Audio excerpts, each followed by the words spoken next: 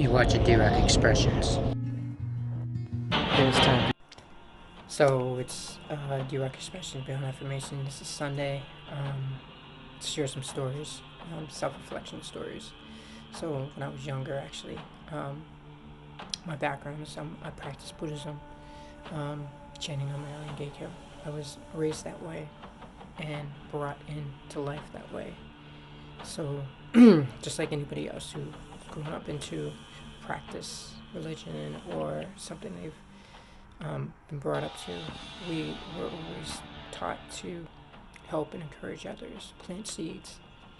And I remember I was younger and I would go up to people and encourage them, and people would be inspired by me and motivated and be like, oh my god, you're this young and you're encouraging people, how it's amazing, and I was brought up that way and I could not understand. I just remembered it being this beam of light, and that's what I was taught to do. But when I get older, actually, I started experiencing certain things in my life where I'm just didn't know how to react and just thought everybody was I guess light and positive.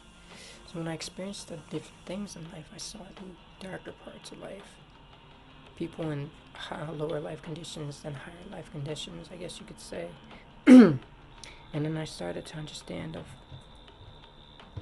evolving and helping people to flourish and grow through my practice, And I have deep appreciation for my mom for encouraging me and dealing with me for a long, long time. She always sit there and tell me, oh, that happened because you didn't chant or you didn't do this in the morning, And me and my sister would always be like, oh, yeah, whatever, And we're young, but, we're growing into practice. Kind of spoiled, I guess you could say, because we're growing into this practice and treated as like kings and queens, And when you're brought up that way, you just think everything is just this, you're in a glass bowl and flowers are everywhere, And when you go into the real world, you start to experience this other part, and you're not intrigued by it. You just have to live it to understand it.